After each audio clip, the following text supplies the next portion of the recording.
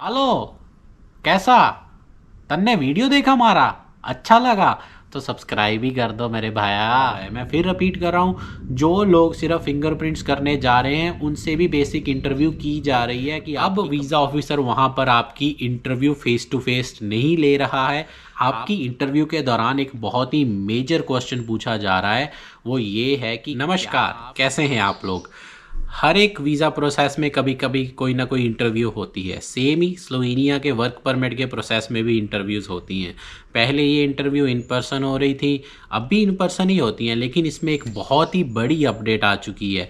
वो अपडेट क्या है मैं आपको इस वीडियो में बताऊंगा, प्लस क्या क्वेश्चंस पूछे जा रहे हैं, कितने क्वेश्चंस पूछे जा रहे हैं, किन लोगों से पूछे जा रहे हैं, क्या हर एक जॉब वाले से पूछे जा रहे हैं।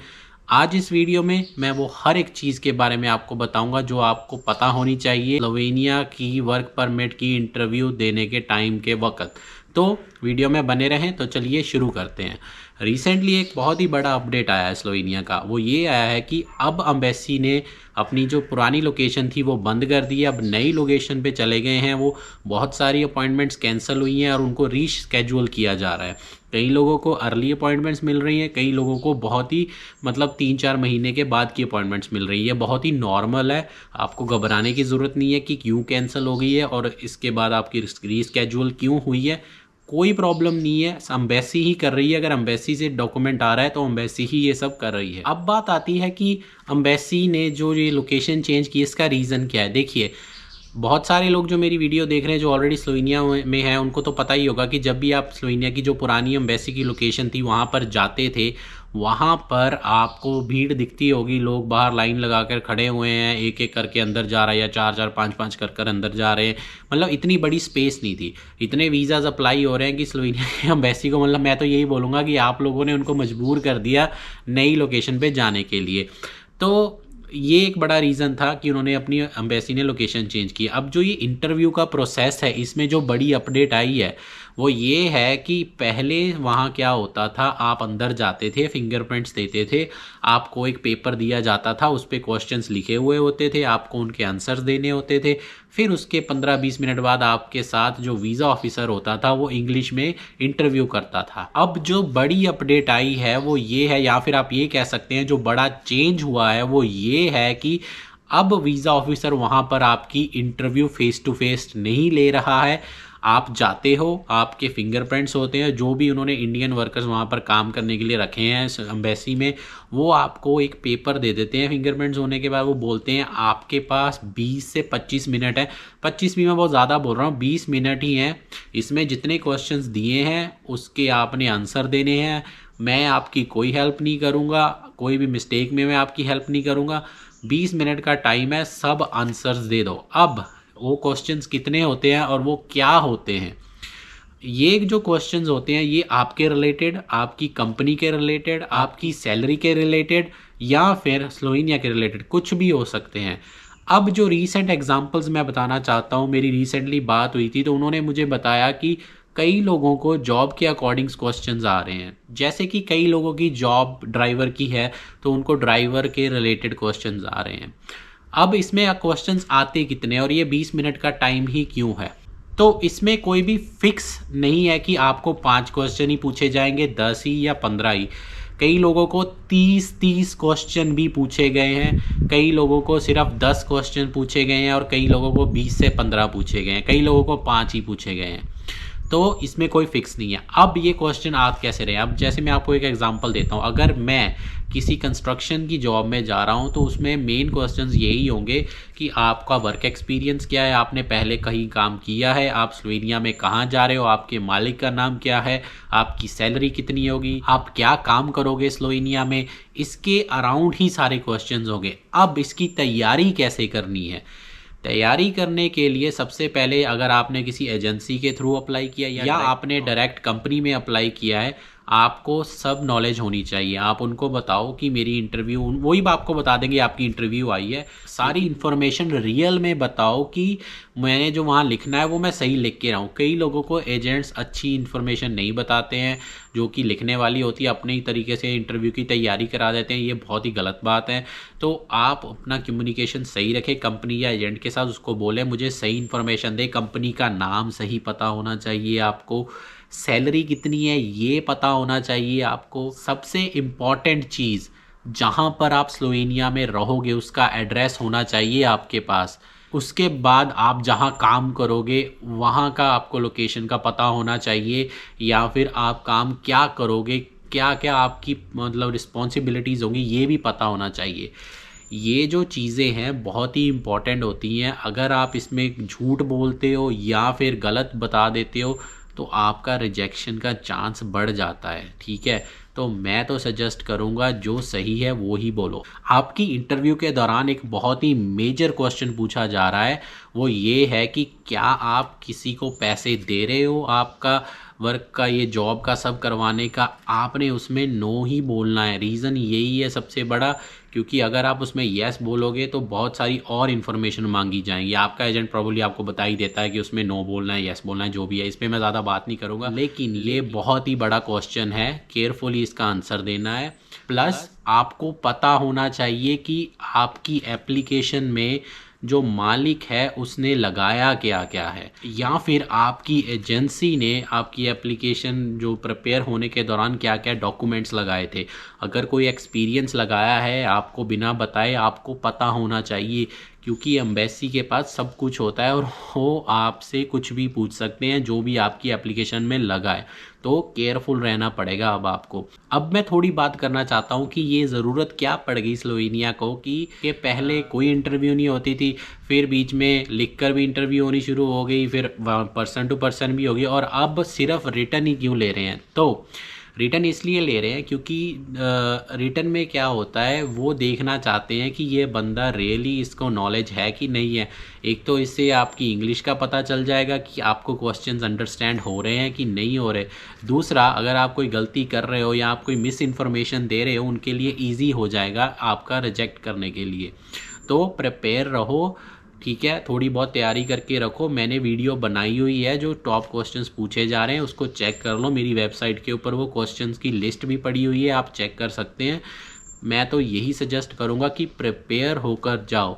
स्लोवेनिया रूल्स इसलिए चेंज कर रहा है क्योंकि बहुत सारे यहाँ पर लोग ऐसे आ रहे हैं जो जिस काम में आ रहे हैं उनको वो काम बिल्कुल नहीं आता है, और इसका इफ़ेक्ट आप लोगों पर पड़ रहा है जो वेट कर रहे हैं फिंगरप्रिंट्स की या फिर जिनकी इंटरव्यूज़ वगैरह आ रही हैं। तो मैं तो आपको यही सजेस्ट करता हूँ कि प्लीज़ अपनी एप्लीकेशन के बारे में स्टडी कर कर ही इंटरव्यू वाले दिन जाओ, अदरवाइज़ मत जाओ, क्योंकि रिजेक्ट ही होना है। सबसे बड़ी चीज़ जो है आपको पता होनी चाहिए कि आप कौन सी जॉब करने जा रहे हो और किस कंपनी में जा रहे हो। ये बहुत ही इंपॉर्टेंट चीज़ है।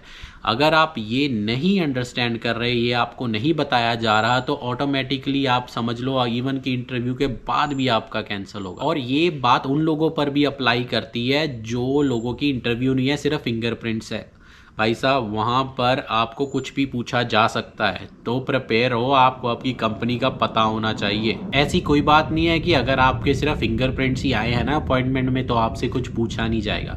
रीसेंट एग्जांपल्स, रियल एग्जांपल्स हैं कि जो लोग सिर्फ फिंगरप्रिंट करने जा रहे हैं उनसे भी पूछा जा रहा है। मैं फिर रिपीट कर रहा हूँ, जो लोग सिर्फ फिंगरप्रिंट्स करने जा रहे हैं उनसे भी बेसिक इंटरव्यू की जा रही है कि आपकी कंपनी का नाम क्या है, कहाँ पर आप जॉब करने जा रहे हो, क्या जॉब करने जा रहे हो, आपके मालिक का क्या नाम है, उसका फ़ोन नंबर क्या है। ये सब चीज़ें पूछी जा रही हैं, इवन के उससे भी जिसकी कोई इंटरव्यू नहीं है।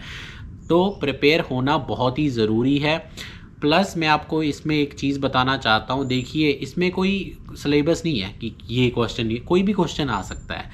डिपेंड करता है, अगर आपके पास ये बेसिक नॉलेज है ना, बेसिक इन्फॉर्मेशन है, कहाँ जा रहे हो, किस सिटी में रहोगे, कंपनी का नाम क्या है, काम क्या है, एक्सपीरियंस क्या है, काम क्या करोगे, सैलरी कितनी है, रहोगे कहाँ पर, रहने का किराया कौन देगा, ये सब बेसिक आपके पास है, आप कोई भी क्वेश्चन का आंसर दे सकते हो। प्रिपरेशन बहुत ही ज़रूरी चीज़ है, हर एक चीज़ में होनी चाहिए और स्लोवेनिया की इंटरव्यू में तो होनी ही चाहिए। बहुत सारे लोग मेरे से ये भी पूछते हैं कि हमारी इंटरव्यू हो गई, अब कितना टाइम लगेगा। देखिए, अगर आपकी इंटरव्यू हुई है इसका मतलब कुछ ना कुछ तो प्रॉब्लम है, इसीलिए इंटरव्यू हुई है। जहाँ पर कंपनी सही होती है, सब कुछ डन होता है, कंपनी ने ऑलरेडी सब कुछ क्लियर किया होता है, वहाँ पर इंटरव्यू नहीं होती है। जिन कंपनियों में इंटरव्यू होती है वो वही कंपनी है जहाँ पर लैक ऑफ इंफॉर्मेशन होती है आपके बारे में, तभी इंटरव्यू का रीज़न ही ये होता है। अब बात आती है कि टाइम कितना लगेगा। टाइम देखिए, इंटरव्यू के बाद 2 से 3 महीने भी लग जाते हैं, 4 भी लग जाते हैं, 5 भी मतलब इसका कोई लिमिट नहीं है, ठीक है। नॉर्मली जिनकी इंटरव्यू नहीं होती उनका तो 30 से 40 दिन में कार्ड आ जाता है, वो तो बहुत ही इजी चीज़ है। लेकिन जिनकी इंटरव्यू होती है वो स्टक हो जाते हैं, और मैं तो आपको यही बोलूँगा, अपनी कंपनी से अपडेट लें, अपने एजेंट से अपडेट लें। आपका एजेंट ही है जो आपको सही गाइड कर सकता है। पैसे मत फंसाओ अपने, पैसे फंसाने का कोई फ़ायदा नहीं है, क्योंकि जब तक इंटरव्यू क्लियर नहीं होती तब तक तो आपको वीज़ा या टीआरसी तो मिलना ही नहीं है बिल्कुल भी। तो पैसे मत फंसाओ अपने। और जस्ट बिकॉज मैंने अपनी वीडियो में अभी बोल दिया है कि रिटर्न इंटरव्यू होती है, इसका ये मतलब नहीं है कि वहाँ पर आपसे वर्बल नहीं लेंगे। लेकिन 99% श्योर हूँ मैं, मेरे पास रियल एग्जांपल है, मुझे बताया गया है, जो लोग देकर आए हैं, कि अब वो रिटर्न में ही इंटरव्यू लेते हैं। फेस टू फेस इंटरव्यू होना बंद हो चुका है। लेकिन क्या पता किसी दिन वीज़ा ऑफिसर का मूड हो, जी आज मैंने फ़ेस टू फेस लेनी है, और आपकी फ़ेस टू फेस भी हो सकती है। तो सिर्फ ये मत सोचना कि मैंने बोल दिया तो कर लो, ऐसा नहीं होता। अपनी भी थोड़ी बहुत तैयारी करके रखो। डजेंट मैटर लिख कर लें या फेस टू फेस लें, आपकी तैयारी पूरी होनी चाहिए, तभी आपको टीआरसी मिलेगा। अदरवाइज़ आधी अधूरी तैयारी का कोई फ़ायदा नहीं है। प्लस जितना पूछा जाना है उतनी ही आपने बात लिखनी है। लेकिन अगर आपने अपनी तरफ से कहानियाँ लिखनी शुरू कर दी ना, मैं तो ये हूँ वो हूँ, आपका कुछ नहीं होगा। तो आपको थोड़ा अवेयर भी रहना होगा कि आप उसमें लिख क्या रहे हैं, ये बहुत ही इंपॉर्टेंट चीज़ है। देखिए, सबसे बड़ी बात है, आप सबको पता ही चल गया होगा कि स्लोवेनिया में वीज़ाज़ अप्लाई हो रहे हैं। पहले कोई इंटरव्यू नहीं थी, अब हो रही है। अब क्यों हो रही है, इसमें नहीं जाते क्यों हो रही है। रीज़न सिंपल है यार, बहुत सारे लोगों को काम नहीं आता, वो यहाँ आ रहे हैं, बिना वजह से भाग जा रहे हैं, काम पे नहीं जा रहे, नौकरी से निकाला जा रहा है, जॉब चेंज कर रहे हैं। तो बहुत सारे लोगों को, कंपनीज़ को स्पेशली प्रॉब्लम आ रही है, इसीलिए इंटरव्यूज़ होनी शुरू हुई हैं। आई होप इन फ्यूचर में ये इंटरव्यू का चक्कर ख़त्म हो और ये थोड़ा इजी हो, लेकिन प्रेपरेशन कर आएँ। अब बात आती है कि जब आप एम्बेसी में जाते हो तो क्या वो आपको कोई डॉक्यूमेंट ले जाने देते हैं? देखिए, एम्बेसी में सिर्फ आपको 2 चीज़ें ले जाने की इजाज़त होती है। एक आपका पासपोर्ट, दूसरा जो अपॉइंटमेंट लेटर आपको मिला है वो। बाकी सब आपको दिमाग में याद रखना है। अगर दिमाग में आप याद नहीं रख सकते, आप लिख कर नहीं ले जा सकते। आप इसको एक तरह का एग्ज़ाम ही समझें। क्यों? क्योंकि अब ये रिटर्न होने लग गया है, तो ये एग्ज़ाम ही है एक तरह का। आप समझ लो आप 10वीं 12वीं का एग्ज़ाम देने ही जा रहे हो।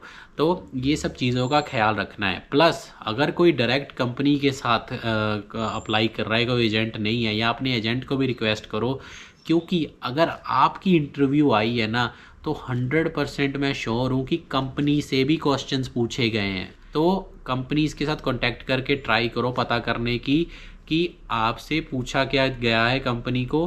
क्या पता कंपनी भी आपकी हेल्प करे, या अपनी एजेंसी को बोलो कि कंपनी से पता करो कि उनकी क्या इंटरव्यू हुई थी, उनसे तो नहीं कोई क्वेश्चन पूछे गए। ये बहुत ही ज़रूरी चीज़ है। तो देखिए, आपकी रिसर्च होना बहुत ही ज़रूरी है। बिकॉज़ अगर आपने कोई रिसर्च नहीं की, सिर्फ चले गए बिना कुछ पता किए, बिना कुछ किए, ये बहुत ही बड़ी प्रॉब्लम है।